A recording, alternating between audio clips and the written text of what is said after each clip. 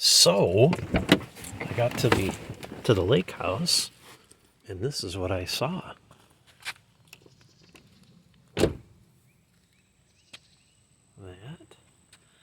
That's not the interesting part. The interesting part is that the house next door is completely up on jack stands, or I don't know what they would be. Some kind of pilings. Wow. That is phenomenal. So there's the house. So they saved the house.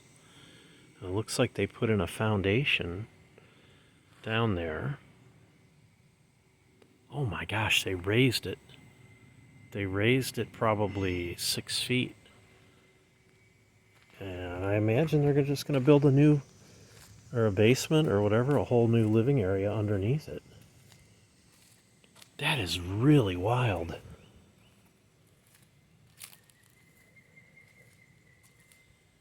Boy, this is no small project. And looks like they have the electrical. Oh, there's water. There's a water. Must be going to their well. That's an accumulator tank for the water. And electrical going up.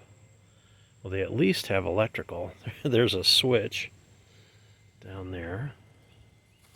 That is just unbelievable.